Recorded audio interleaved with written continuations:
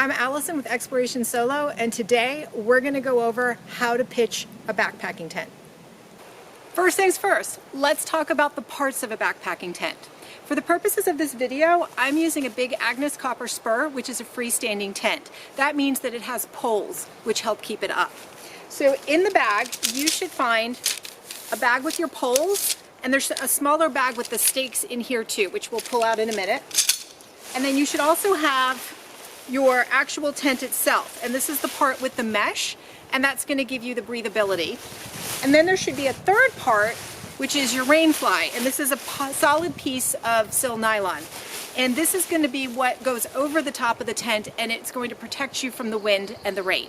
So now that we've got our three parts, let's go ahead and start getting it together. Once you found your spot, the first thing you want to do is get ready to put your tent up. Now with the Copper Spur, it's color coded. So you can see we have these gray tags, and the other side of the tent has orange tags. The rainfly also has gray and orange.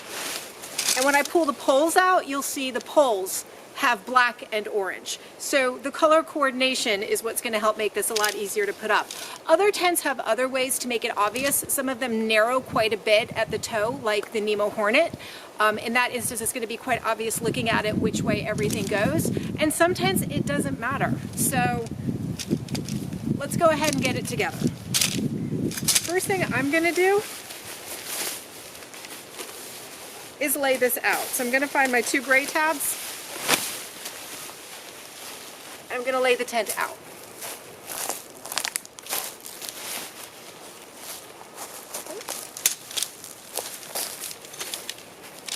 Next, we're going to pull the poles out.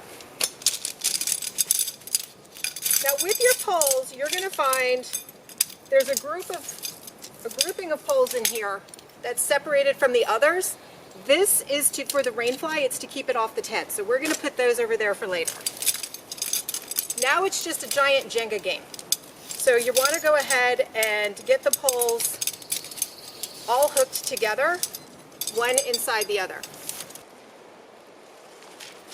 Now, try not to step on your tent. And the next part is, again, you can see I've got the orange ends here. Orange to orange, gray to gray.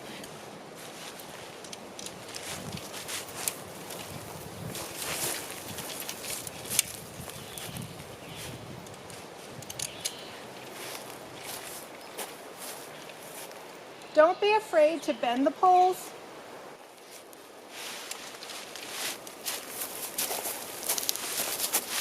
Takes a little bit of back and forth sometimes. Now that I've got the poles all put together, I've just slid them one into each other and they're hooked. I then attach them to the tent. So the tent, each one of these little tabs at the end has a grommet. You can see there's a, let me see if I can do it this way. There's a grommet right there, and so there's a pointy end to the pole at the end, and that pointy end just goes into that grommet. So I've done that on all four sides. Next, what we have to do is pull the tent up. So we're going to do that. The Copper Spur has these little tabs. So they just snap right on. One on the bottom pole, one on the top.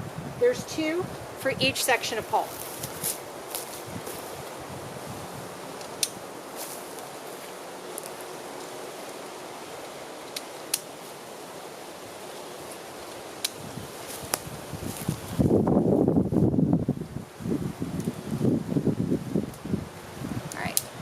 So you can see that this is now starting to look like a tent. Now the Copper Spur has these external clips, but you'll notice that some backpacking tents actually have a fabric sheath that the poles fit through, and that's fine. If that's what you've got, then just keep in mind the point. There's going to be a blunt and a pointy end. The blunt end is what you feed through, and the pointy end is what you keep out. So again, if you do have a sheath tent, just make sure it is the blunt end going through. Generally speaking though, all backpacking tents that have poles, they're going to crisscross across the top. So that's what you're looking for. I've only ever seen one example where they go parallel and don't crisscross over the top. So for the most part, you can bank on them crisscrossing. So that makes it a little bit easier. Now, what we have to do is put the extra bar and start getting the fly on, the rain fly.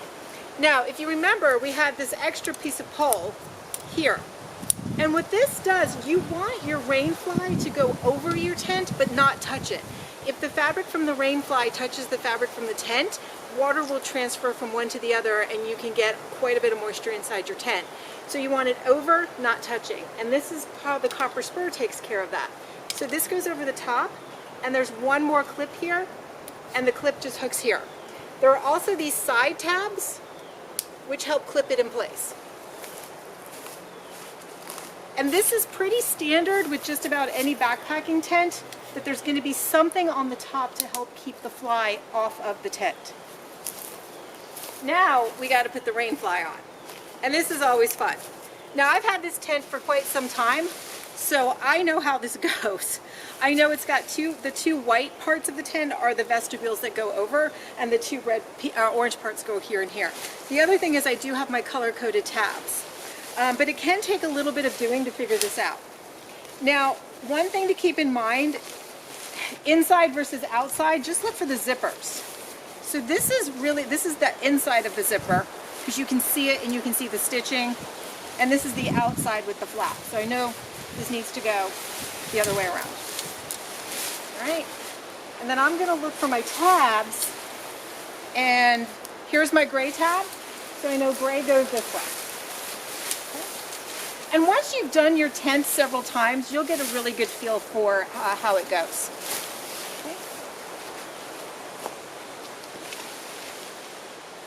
Okay, so you can see, so my doors of my tent are on the side, therefore the doors of the rainfly should also be on the side.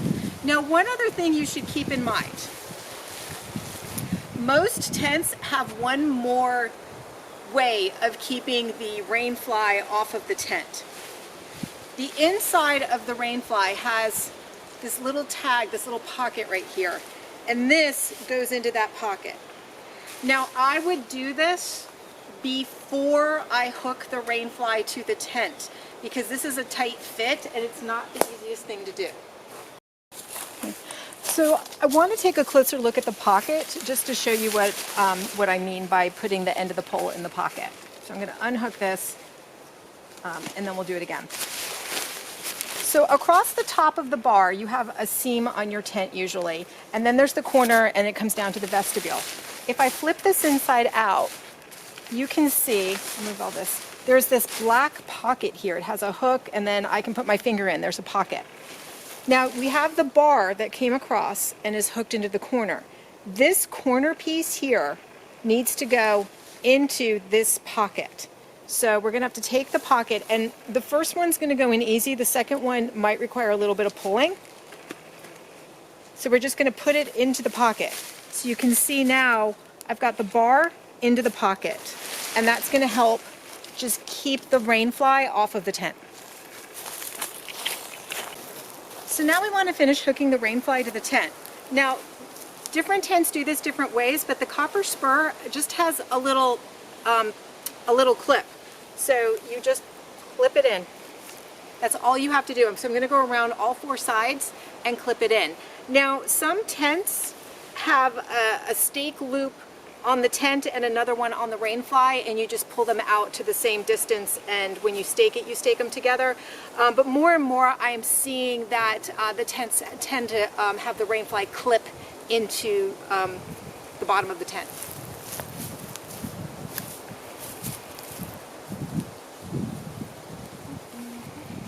Now we're ready to stake it.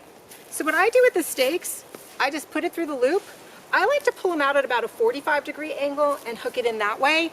I know some people like to put them straight out. I just feel like this gives me a little bit more room in the tent. If you can't get the stake in the ground, use a rock. I know some people like to do this with their boot. That's a really good way to ruin your boot and or bend the stake. So I would just find a rock nearby and hammer it in if you need to. So we're going to do this on all four. 45 degrees, and we're going to stake it. So here you can take a rock again and put them in. That's what I'm doing, because this ground's pretty hard. They're not going in all that easy. Nice flat rock. You don't have to put them in all the way. They do not have to go flush with the ground. As a matter of fact, that's going to be really, really hard to pull out if you do that.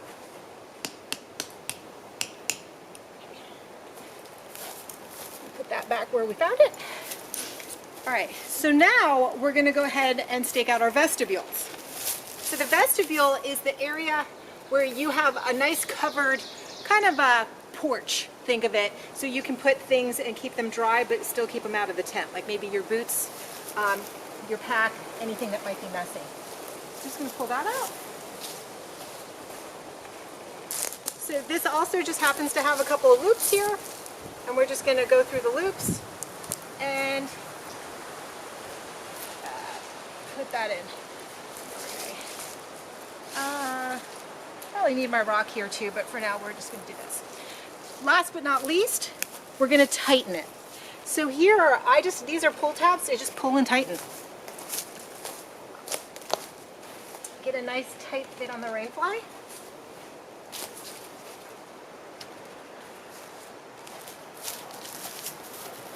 So I'm just taking the little tab and pulling it up. Okay, and there we go.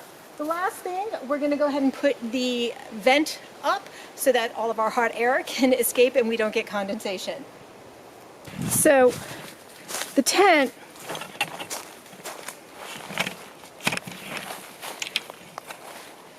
has a vent on it, and this is where all your hot air is going to go out so you don't get condensation. And there's just a little tab here, and it's just Velcro. So we're just going to hook that up so we have some breathability. And that's pretty much how you pitch your backpacking tent. So we got a nice tent going here. I hope this helps you feel more confident in pitching your backpacking tent.